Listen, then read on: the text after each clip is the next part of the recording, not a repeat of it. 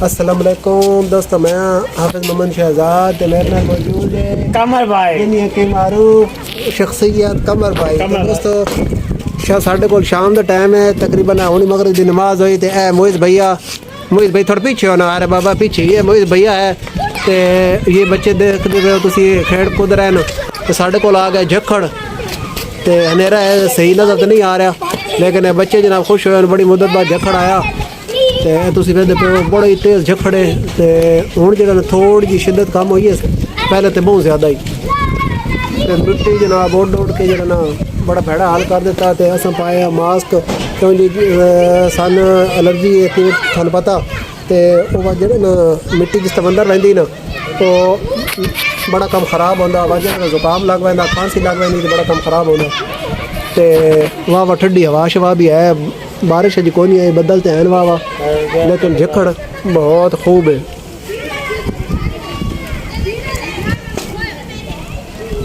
तो बच्चे ने तुम रौला रप्पा सुनते पे हो, बच्चे वाह वाह ना रौला रप्पा पाया। कमर भाई तलब हो ना, कमर भाई को गल बात करो। कमर भाई सुना आज के दिहाड़ गुजरी थोड़ी? दिहाड़ बड़ी छोटी गुजरी, अल्लाह के बच्चे खेलते वादन ए साडा जनाब मोहम्मद अहमद है। अच्छा कमर भाई आज दी दिहाड़ बड़ी सौखी गुजरी। आज कमर भाई सारी दिहाड़ तो सच्चा सा लगी गप दी है। आज कमर भाई आका मेरे को काम शम को नहीं होंदे। कमर भाई ना सारी दिहाड़ साडे को बैठ के चस लाइए, गप शप लाइए। आज साडे को बड़ा माहौल आई, ते साडे दोस्त सारे इकट्ठे हुए, माहौल होना चाहिए। हां सारे दोस्त इकट्ठे हुए, छुट्टी आई तो जनाब दोपहर जेड़ा ना बड़ी गप शप लगी है। तो एक साडे दोस्त ने उन्होंने जनाब ये वाह वाह ना तंग शंग कीता, सब बाकी रल के सारे तो बड़ा माहौल बने रहा। मैं तेन बुलाया, मैं तेन बुलाया, चुप करके अपना खेड को अपना घर वाइन काम कर। तो ए बच्चे खेडते वदन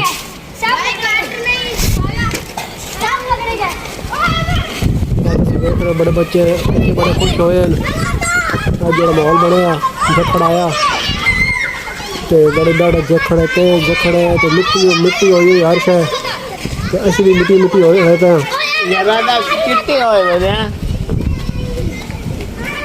कमर भी चिट्टे हुए आज झक्खड़ नाल बारिश कमर भाई बदल बोलन लग गया है ना। बदल तो बोलता पे हाँ बदल हूँ कमर भी बोलन लग गया, हो सकता बारिश आवे।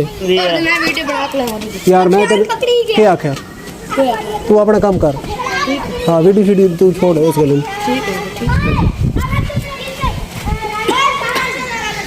तस्वीर सही नहीं आ रही, क्यों ना अंधेरा है तो नाल झक्खड़ है। ये है हमारा इधर क्या हाल है? हमारे इधर पहुंच चुके हैं। हमारे इधर हमसे गल बात करने के लिए आ चुके हैं। हमारे इधर ऑडियो गल बात कर लेना। तो कमर भाई होने बाद तैयारी पक्की है? पक्की तैयारी है कमर भाई। और पता नहीं मैं तो किस टाइम बिजली है कौन कमर भाई जी भाई जहर भाई दसे तन तो ताई जरे गल बननी जहर तो दसे पक्की है या फिर 7:30 तो बैठन जहर टाइम दितो है 7:30 तो दितो है, लेकिन कमर भाई मतलब बिजली की बोली बिजली कहानी है, तो बिजली वाला रोला है तो भाई जहर दादी 7:30 दे चॉकलेट 1 2 3। ते असि कोशिश तो कर सही।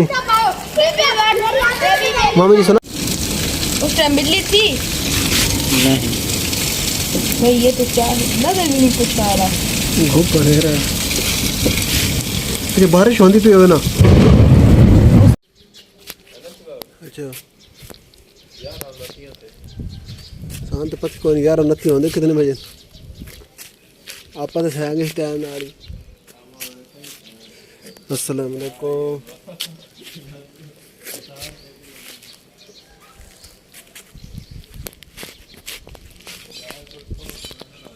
खोजे लै सी।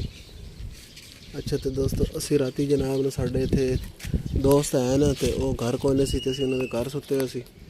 तो हूँ आप चले घर, तो राती साढ़े को बारिश आई है, बारिश नाल बड़ा ही प्यारा माहौल बनया है। तुम वेख रहे हो जनाब जी मिट्टी शिट्टी तो हर चीज़ है ना बिल्कुल बैठी हुई, तो बड़ा टैट माहौल बनया। तो इसमें ये जो अपना घर का बूहा कुट्टन लगा है, पता नहीं खुलेंदे भी हैं।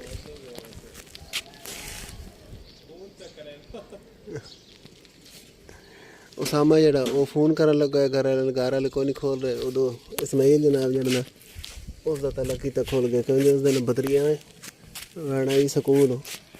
ਤੇ ਉਹ ਵਰਨਾ ਜਲਦੀ ਉੱਠਣ ਤੇ ਉਸਾਮਾ ਜਿਹੜਾ ਨਾ ਕਿਸੇ ਵੈਣਾ ਕੋਈ ਨਹੀਂ ਸਕੂਲ ਤੇ ਉਹ ਪਤਾ ਨਹੀਂ ਖੁੱਲ੍ਹਦੇ ਵੀ ਹਨ ਕਿ ਨਹੀਂ। ਤੇ ਇਹ ਤੁਸੀਂ ਵੇਖ ਰਹੇ ਹੋ ਗਲੀ ਸਾਡੀ ਕਿ ਅੱਜ ਮਿੱਟੀ ਜਿਹੜੀ ਨੇ ਕਿ ਸਕੂਨ ਚਾਹੀਏ। ਰਾਤੀ ਤਾਂ ਇੱਥੇ ਜਨਾਬ ਨਾਲ ਪਾਣੀ ਬੱਦਲ ਬੜਾ ਹੀ ਬਹੁਤ ਜ਼ਿਆਦਾ ਬੱਦਲ ਹੈ ਤੇ ਉਸ ਹਿਸਾਬ ਨਾਲ ਬਾਰਿਸ਼ ਜਿਹੜੀ ਨਾ ਨਹੀਂ ਆਈ, ਥੋੜੀ ਘੱਟ ਆਈ ਹੈ ਲੇਕਿन आई है शुक्र अलहमदुलिल्लाह।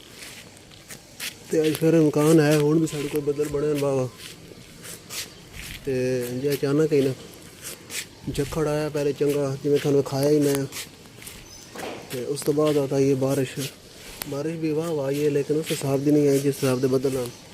तो यह हुण गली का माहौल है तो मिट्टी जी बिल्कुल बराबर हुई पई अगे बिखरी पई आई तो असल ना आई है बारिश वाह दिन बाद आई है नाल गर्मी रही बड़ी शदीद तो उसकी वजह तो ना क्या दिन पानी को नहीं खलोता नहीं तो जितनी बारिश आई है ना पानी हूँ इतने गली तो वाह पानी होना ही लेकिन वो वाह दिन तो बाद बारिश होने की वजह तो गर्मी पौंदी रही तो वो पानी जो बिल्कुल जमीन पर छिकी हो जाए तो इस वजह तो